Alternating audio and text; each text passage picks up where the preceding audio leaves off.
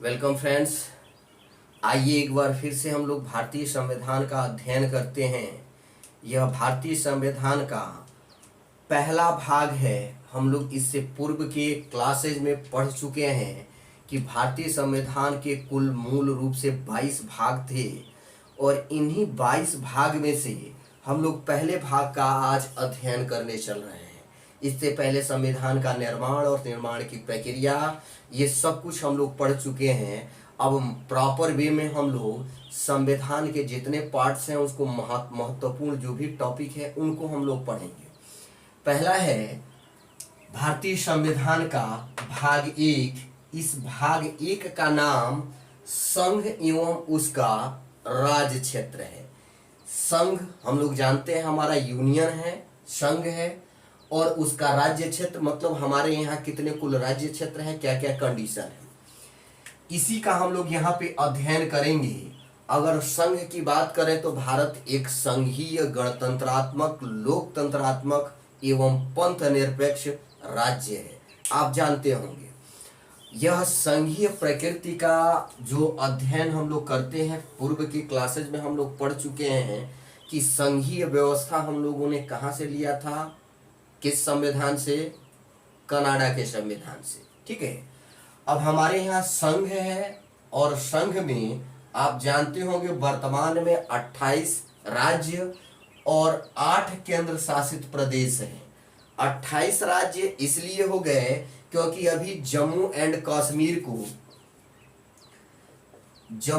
कश्मीर को जो भारत का ये मिल करके 29 राज्य होते थे, इसको समाप्त करके यूनियन टेरिटरी बना दिया गया है। इसे संघ शासित बना दिया गया। इससे इसके बनाने के समय भारत में केंद्र शासित प्रदेशों की संख्या 7 थी। इसको जब 2 बनाया गया तो इसमें 2 जुड़ गया तो यह 9 हो गया। ठीक है, लेकिन 9 हो जाने के बाद से पुनः संशोधन किया गया है और दादरा नगर हवेली तथा दमन दीव को, यह 2 केंद्र शासित प्रदेश से उन दोनों को मिला करके एक कर दिया गया है। इसलिए 9 से केंद्र शासित प्रदेशों की संख्या 8 हो गई है। तो एक महत्वपूर्ण फैक्ट है, जानते रहिएगा। अगर हम लोग यहाँ पर इस भाग 1 की चर्चा करें तो अभी कहा गया है कि संघ और उसका राज्य क्षेत्र है और इसमें अनुच्छेदों की संख्या कुल 4 है, जो 1 से लेकर 4 तक डिवाइडेड है, बटे हुए हैं। इसमें से अगर हम लोग पहले अनुच्छेद की चर्चा करें कि पहला अनुच्छेद क्या है, तो इसमें सीधे सीधे लिखा गया है भारतीय संविधान में कि भारत राज्यों का संघ होगा। भारत राज्यों का संघ होगा। India shall be union of states, ऐसा हमारा संविधान का यह फर्स्ट आर्टिकल कहता है। यहाँ पे राज्यों का संघ होगा, इसके लिए हमारे संविधान में यूनियन शब्द का प्रयोग किया गया है। यूनियन, यहाँ पर भारतीय इस संघ के लिए यूनियन का प्रयोग किया गया है।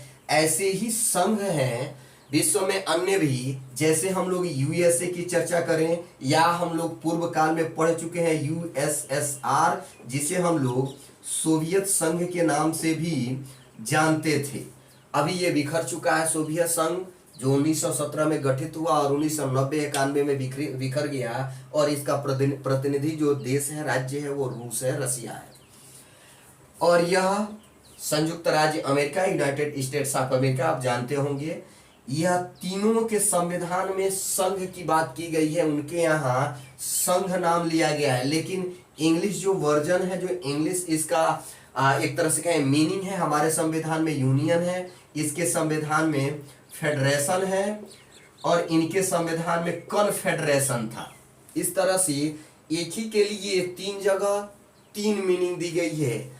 इन तीनों के अर्थ अलग अलग हैं और इनको हम लोगों को समझना यहाँ पर आवश्यक है।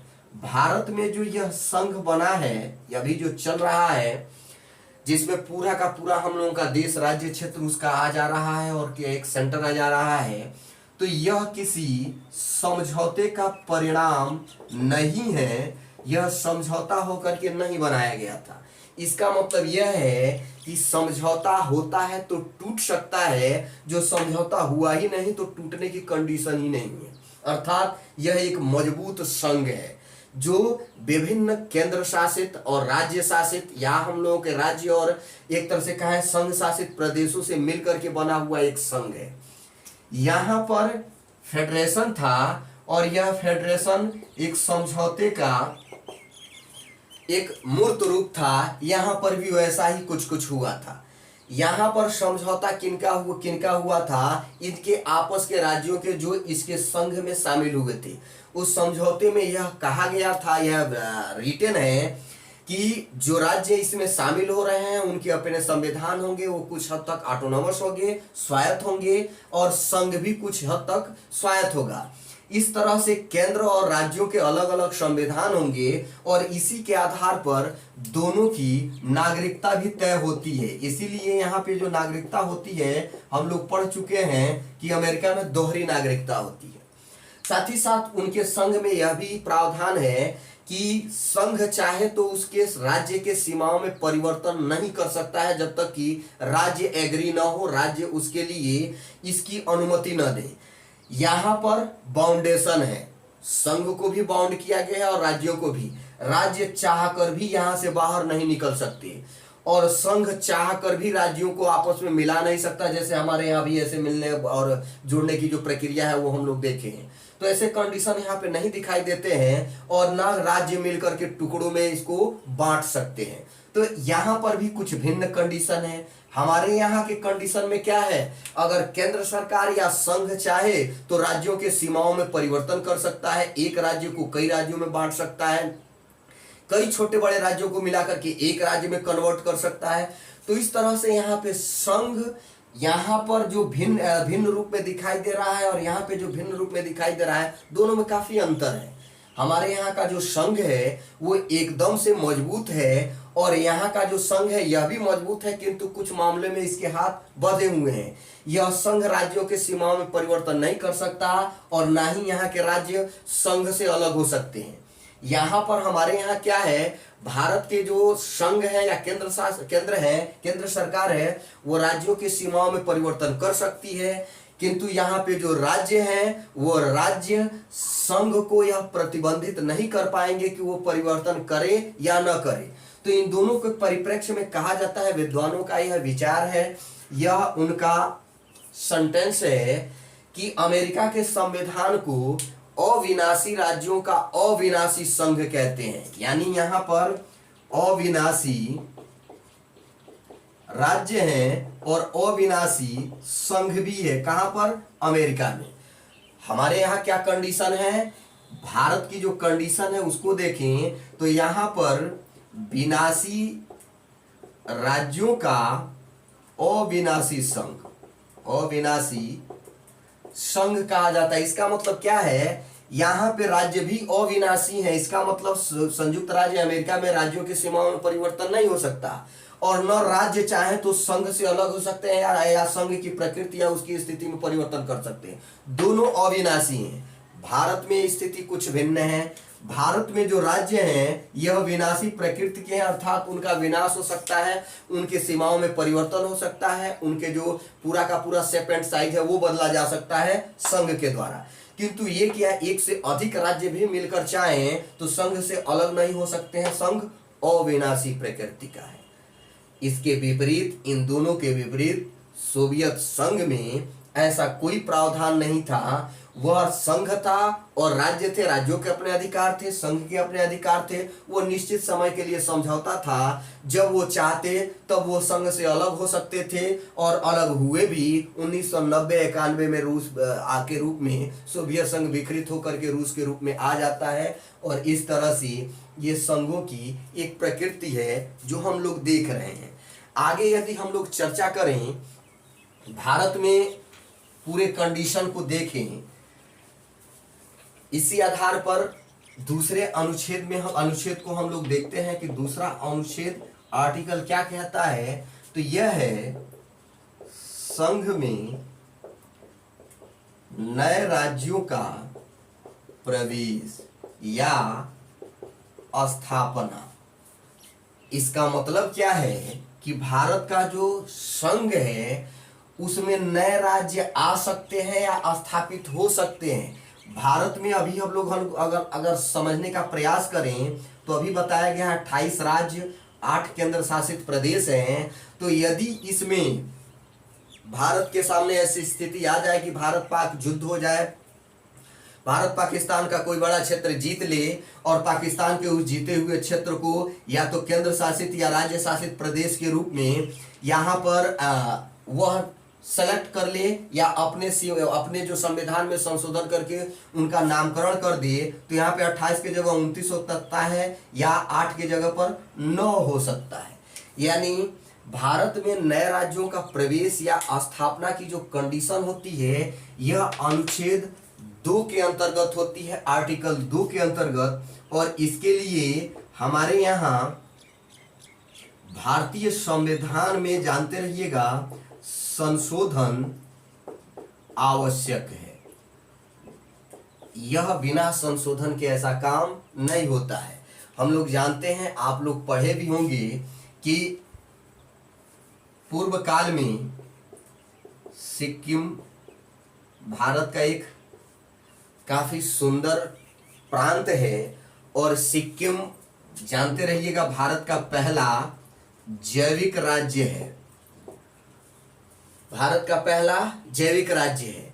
यह पहले भारत से बाहर था, वहां पे रियासतें थीं और इसको 35वां संविधान संशोधन 1974 के द्वारा भारतीय संघ में शामिल किया गया। यह संविधान संशोधन इसी अनुच्छेद में किया गया था। इसी अनुच्छेद में यह नए राज्य के रूप में प्रवेश कर रहा है, तो इसको स्वराज्य का दर्जा दिया गया था।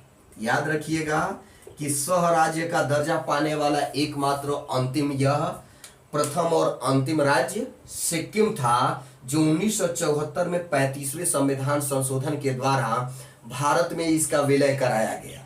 इस दौरान संपूर्ण विदेशी ताकतें भारत के खिलाफ थी। भारत सरकार की मजबूत दृढ़ इच्छा शक्ति ने सिक्किम का विलय भारत में संभव कराया और अगले ही साल 36वां संविधान संशोधन 1975 में इसे पूर्ण राज्य का दर्जा दे दिया गया। अर्थात सिक्किम को किस संविधान संशोधन के अंतर्गत पूर्ण राज्य का दर्जा दिया गया?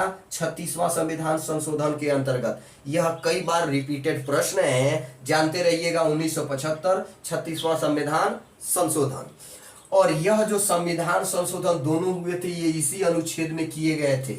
आपको पता ही होगा कि भारतीय संविधान में जो संविधान संशोधन होते हैं वो संविधान का एक महत्वपूर्ण अनुच्छेद है 368। इसी के अंतर्गत 368 के अंतर्गत ही भारत में संविधान संशोधन की प्रक्रिया संपन्न की जाती है। तो ये कंडीशन है, ये जानते रहिएगा, इस कंडीशन के द्वारा ये काम किया गया था। अगला है अनुच्छेद 3, जो अन्य की भांति यह भी काफी महत्वपूर्ण है। इसमें है नए राज्यों का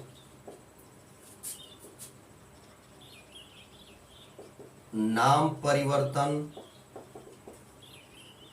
या नए राज्यों का सीमा परिवर्तन या नए राज्यों का क्षेत्र परिवर्तन। इसका वर्णन अनुच्छेद 3 में किया गया है। जानते रहिए, इसके लिए संविधान संशोधन की आवश्यकता होती है। इसके लिए संविधान संशोधन की आवश्यकता नहीं होती है। संविधान संशोधन इसमें आवश्यक नहीं है। राष्ट्रपति की पूर्व अनुमति से संसद साधारण बहुमत से ही संविधान में संशोधन कर लेती है। याद रखिएगा, सेंटेंस कई किताबों में दिया गया है, वही बोलने का यहाँ भी प्रयास किया गया है और प्रश्न ऐसे ही पूछा गया है कि किसमें संविधान संशोधन की आवश्यकता होती है, किसमें नहीं होती है। इसमें संविधान संशोधन की आवश्यकता होती है, इसमें नहीं होती है। किंतु अगर ठीक से देखा जाए तो यहाँ पर विशेष बहुमत से संविधान संशोधन हो पाता है, जबकि यहाँ पर साधारण बहुमत से संविधान संशोधन होता है। साधारण बहुमत से ही यहाँ पे काम हो जाता है, ये बड़ा तामझाम नहीं है। हम लोग पढ़ेंगे आगे बढ़ करके। हमारे संविधान में 3 तरह के संविधान संशोधन की व्यवस्था की गई है। पहला है साधारण बहुमत के द्वारा, दूसरा है विशेष बहुमत के द्वारा, और तीसरा है विशेष बहुमत से भिन्न प्रकार, यानी विशेष बहुमत और आधे राज्यों का जो विधानसभाएं हैं उनके यहाँ के बहुमत के द्वारा। तो इस तरह से उसको हम लोग आगे बढ़ के पढ़ेंगे। तो यह कंडीशन है नए राज्यों का नाम परिवर्तन, सीमा परिवर्तन और क्षेत्र परिवर्तन।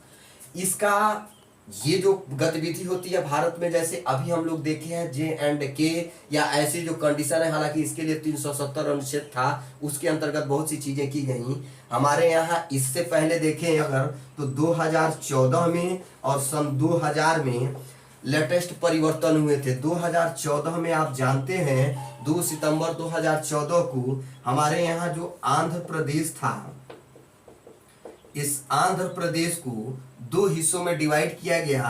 पहला आंध्र प्रदेश और दूसरा तेलंगाना। तो यह लेटेस्ट डिवाइडेशन 2014 में किया गया और यह अनुच्छेद इसी के अंतर्गत किया गया था।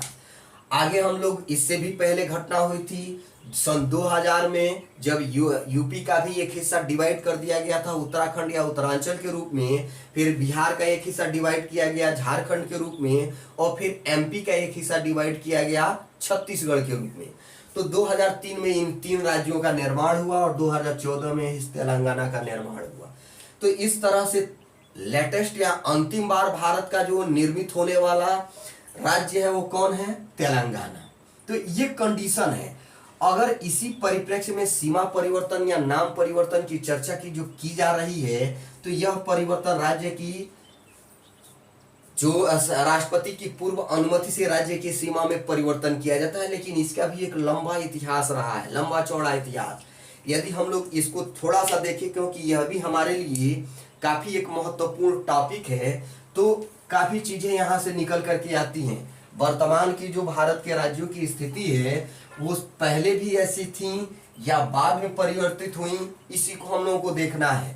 हम लोग जानते हैं जब 1947 में भारत आजाद हो रहा था, तब भारत के पास समस्याएं, चुनौतियां ज्यादा थी, संसाधन कम थे, या जो संसाधन थे उनका भी दोहन हमारे पास करने की क्षमता नहीं थी, तकनीकी नहीं थी। इसलिए भारत के पास प्लान इकोनॉमी के अलावा अन्य कोई विकल्प नहीं सूझा। सरकार ने उसी फील्ड में वर्क किया।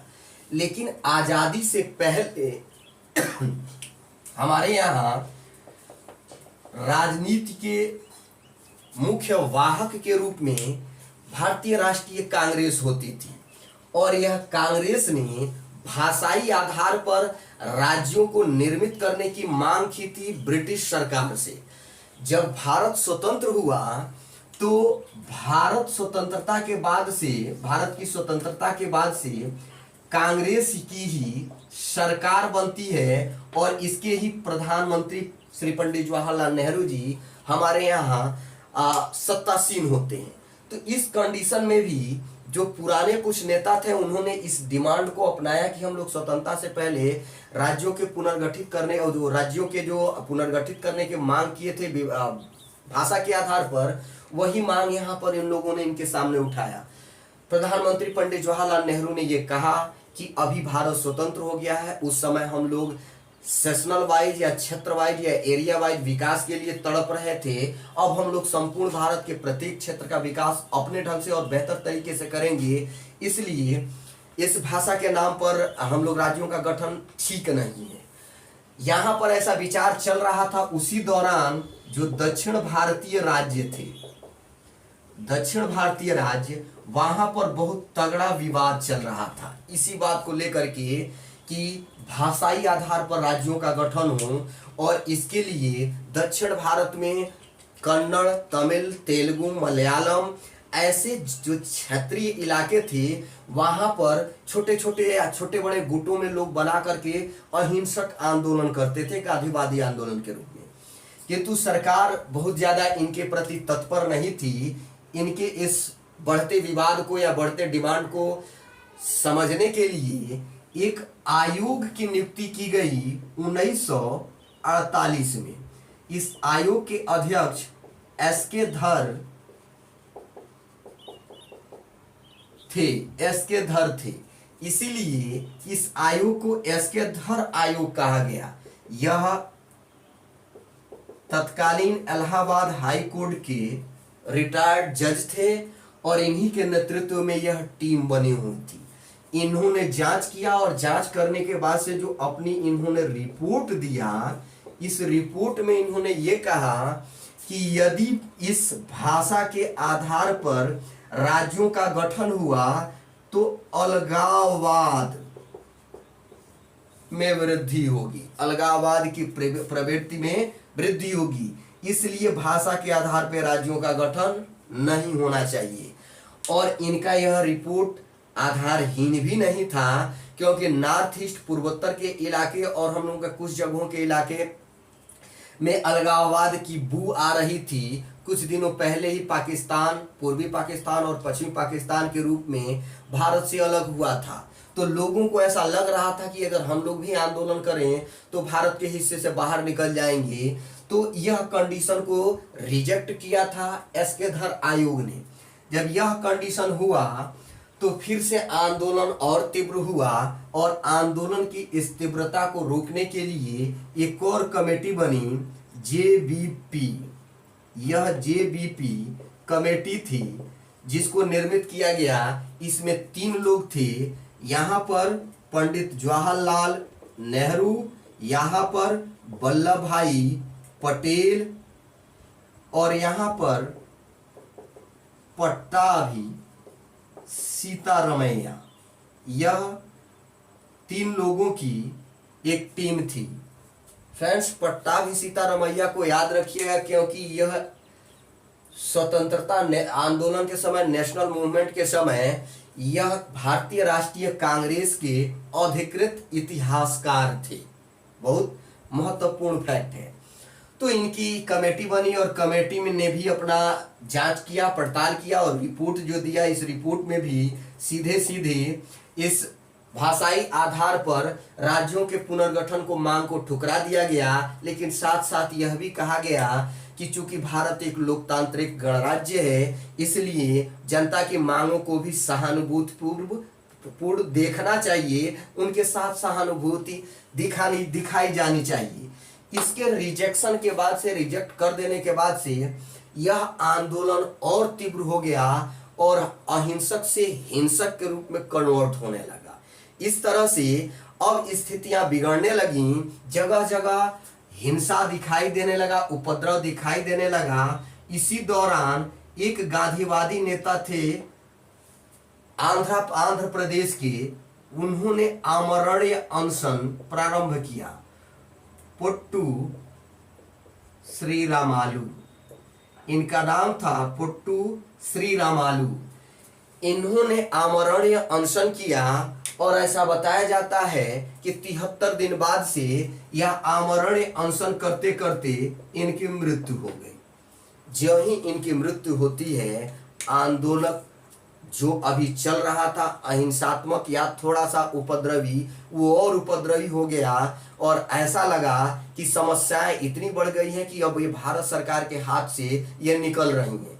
भारत सरकार ने आनन फानन में इस आंदोलन को दबाने के लिए भारत के इस तेलुगु भाषा भाषी लोगों के द्वारा जो डिमांड की जा रही थी, उनको यहाँ पर मानते हुए 1953 में 1 अक्टूबर को आंध्र प्रदेश को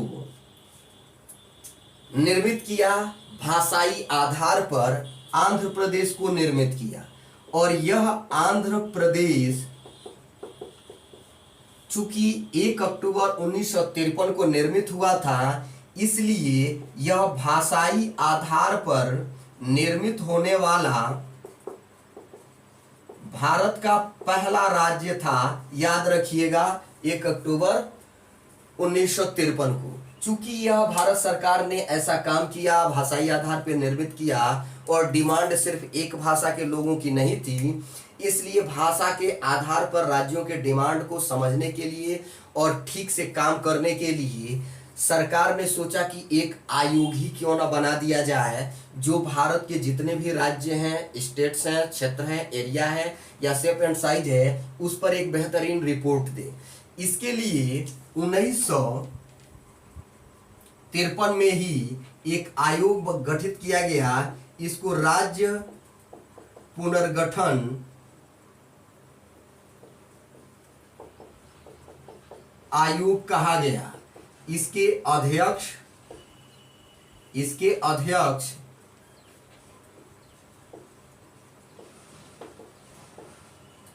फजल अली थे। फजल अली। इसके दो सदस्य थे। एक का नाम हृदयनाथ कुंजरू था और दूसरे का नाम के.एम. पणिक्कर था। अर्थात यह कुल 3 सदस्यीय आयोग था जिसमें एक अध्यक्ष और 2 मेंबर्स थे। और फजले अली की अध्यक्षता के कारण इस राज्य पुनर्गठन आयोग को फजले अली आयोग भी कहा जाता है। फ्रेंड्स याद रखिएगा कि इस आयोग को अति महत्वपूर्ण तथ्य यह भी है कि फजले अली आयोग या फजल अली आयोग कौन था, यह पूछा गया है। किससे संबंधित था? राज्य पुनर्गठन से संबंधित था। इसने रिपोर्ट दिया 1956 में। जब रिपोर्ट दिया या जब यह आयोग काम कर रहा था उस समय भारत में राज्य 3 प्रकार के थे। और जो राज्य 3 प्रकार के थे उन्हें ABC 3 ग्रुपों में डिवाइड किया गया। इस आयोग के रिपोर्ट 1956 के कारण भारत में राज्य पुनर्गठन अधिनियम पारित हुआ। राज्य पुनर्गठन अधिनियम 1956 पारित हुआ। और 1956 पारित होने के कारण यह जो एक तरह से कहा जाए कि व्यवस्था थी इससे पूर्व के राज्यों की, उसको समाप्त किया गया। और इसको लागू करने के लिए भारत में 7वां संविधान संशोधन अधिनियम, भारत में संविधान संशोधन किया गया 7वां 1956 में। तो इसके द्वारा राज्यों की स्थिति को निर्धारित किया गया। संविधान संशोधन 1956 के अंतर्गत जो 3 इससे पूर्व ABCD राज्य थे इनको समाप्त किया गया। इस कैटेगरी में जो उस समय कुल राज्यों की संख्या थी वो 27 थी। जबकि इस संविधान संशोधन के अंतर्गत जो राज्यों को निर्मित किया गया उसमें 2 ही प्रकार के राज्य थे, एक राज्य और दूसरा संघ शासित प्रदेश या केंद्र शासित प्रदेश। इनको 14 हिस्सों में डिवाइड किया, यानी 14 राज्यों का निर्माण किया गया। और फिर यहाँ पर 5 केंद्र शासित प्रदेश बनाए गए। यह कौन कौन के हैं, कैसे हैं, इनको हम लोग अगले वीडियो में देखेंगे स्टेप बाय स्टेप। यहाँ पर अगर हम लोग देख रहे हैं कि 1956 में यह संविधान संशोधन हुआ और भारत में राज्य बन गए, तो राज्यों का निर्माण का आधार भाषाई था और कुछ प्रशासनिक दृष्टिकोण से भी था। किंतु भारत सरकार को ऐसा लगा इतना करने के बावजूद हो सकता है भारत नया नवेला नवोदित राष्ट्र है, तो इसलिए यहाँ पर अलगाववाद या क्षेत्रवाद में वृद्धि मत हो जाए। इसी को रोकने के लिए पंडित जवाहरलाल नेहरू की कॉन्सेप्ट के अनुसार, तत्कालीन विद्वान जनों के कॉन्सेप्ट के अनुसार भारत में क्षेत्रीय परिषदों की स्थापना की गई। क्षेत्रीय परिषद इनकी स्थापना की गई। और भारत चूंकि 4 हिस्सों में डिवाइड किया गया, 5 हिस्सों में। पहला था उत्तरी क्षेत्रीय परिषद, दूसरा है दक्षिणी क्षेत्रीय परिषद, तीसरा है पूर्वी क्षेत्रीय परिषद और चौथा था यहाँ पर पश्चिमी क्षेत्रीय परिषद। बीच वाले को मध्य क्षेत्रीय परिषद बनाया गया। यानी कुल क्षेत्रीय परिषदों की जो संख्या उस समय निर्धारित की गई वो 5 थी, जो 4 दिशाओं में और एक मध्य में। ये क्षेत्रीय परिषदें क्या थी? जो संपूर्ण भारत को आप लोग देख रहे होंगे बाई मैप में, मानचित्र में आप देखेंगे तो उत्तर भारत के जो राज्य थे उनको मिलाकर के उत्तरी क्षेत्रीय परिषद निर्मित किया गया। दक्षिण भारत के जो राज्य थे उनको मिलाकर के दक्षिण क्षेत्रीय परिषद, और पूर्वी भारत में जो राज्य थे उनको मिलाकर के पूर्वी क्षेत्रीय परिषद, और पश्चिम में जो राज्य थे भारत के उन्हें पश्चिमी क्षेत्रीय परिषद। जो बीच वाले राज्य थे उनको मिलाकर के मध्य क्षेत्रीय परिषद बनाया गया। एक गुट बनाया गया इनका। एक तरह से कहा जाए कि यह गुट लोगों या राज्यों में एकता के लिए बनाया गया था। इन क्षेत्रीय परिषदों के अंतर्गत उस विशेष क्षेत्र में विकास के नई संकल्पना आएगी और समस्याओं को सेलेक्ट करके उनको विकास के लिए योजनाएं बनाई जाएंगी। ऐसी यह व्यवस्था थी। अघोषित रूप से यह भी था कि इससे अलगाववाद और क्षेत्रवाद में वृद्धि न हो, जिससे भारत का राष्ट्रीय एकता कभी खतरे में न पड़े। तो यह कंडीशन है। अगर क्षेत्रीय परिषदों की संख्या की यहाँ बात की जाए तो यहाँ पे 5 थी। वर्तमान में 6 क्षेत्रीय परिषदें हैं, क्योंकि 1971 में यहाँ पर पूर्वोत्तर क्षेत्रीय परिषद का निर्माण किया गया। 1971 में पूर्वोत्तर क्षेत्रीय परिषद निर्मित की गई। इन क्षेत्रीय जो परिषदें हैं इनका अध्यक्ष केंद्रीय गृह मंत्री होता है। याद रखिए, कई बार पूछा है। फिर इसका उपाध्यक्ष भी होते हैं। इसके जो उपाध्यक्ष होते हैं प्रत्येक क्षेत्रीय परिषद के, हर क्षेत्रीय परिषद का अध्यक्ष केंद्रीय गृह मंत्री होते हैं, और हर क्षेत्रीय परिषद का एक उपाध्यक्ष होगा जो उस क्षेत्रीय परिषद में आने वाले जो राज्य हैं उनके मुख्यमंत्री होंगे। वो बारी बारी से रोटेट क्रम में जो उपाध्यक्ष होते हैं वो संबंधित क्षेत्रीय परिषद के राज्यों के मुख्य मंत्री होते हैं, और यह बारी बारी से होते हैं। एक एक वर्ष के लिए, जानते रहिएगा, एक एक वर्ष के लिए इनकी नियुक्ति होती है। और सदस्यों की जो संख्या किया जाए तो एक क्षेत्रीय परिषद में जितने राज्य आएंगे उन प्रत्येक राज्य से जो राज्यपाल होगा वह 2 मेंबर्स को चुनेगा, जबकि केंद्र शासित प्रदेश से राज्यपाल 1 सदस्य को चुनेगा। तो इस तरह से एक ढांचा बन रहा है, और यही लोग मिलकर उस क्षेत्र विशेष के या क्षेत्रीय परिषद के अंतर्गत जो समस्याएं, चुनौतियां या जो सुझाव होंगे वो सरकार के सम्मुख प्रस्तुत करेंगे। ये कंडीशन है क्षेत्रीय परिषदों के अंतर्गत। तो यह 7वां संविधान संशोधन और उसके अंतर्गत जो हम लोग विशेषताएं देखे हैं या भारत को कंट्रोल करने की प्रशासनिक आधार पर वो हम लोग देखे हैं। इसी क्रम में यदि हम लोग थोड़ा सा और आगे बढ़ करके देखें कि आर्टिकल 4 यानी अंतिम आर्टिकल क्या है, तो इसमें यह बताया गया है कि आर्टिकल 2 एवं जो 3 है इससे पहले वाले, उन्हीं में संशोधन या उनको नियंत्रित या उनको व्यवस्थित करने की यहाँ पर अवधारणाएं या तथ्य दी गई हैं या जानकारी दी गई है, जो हमारे यहाँ संसद और भारत सरकार के अंतर्गत होता है। तो इस तरह से हमारे यहाँ भारतीय संविधान का यह जो पहला भाग है, जिसे संघ और उसका राज्य क्षेत्र के नाम से हम लोग जानते हैं, उसको हम लोगों ने पढ़ा है, पढ़ने का प्रयास किया है, और इसमें महत्वपूर्ण तथ्यों को हम लोग लाए हैं। हम लोग इसको पढ़ने के बाद से अगले वीडियो में हम लोग राज्यों के गठन के और उनके डेटा को देखेंगे, जो एक तरह का ऑडियो क्लासेज होगा, और हम लोग उसमें भी बेहतरीन ढंग से कॉन्सेप्ट को देखेंगे। तब तक के लिए धन्यवाद। बने रहिए हमारे इस चैनल के साथ।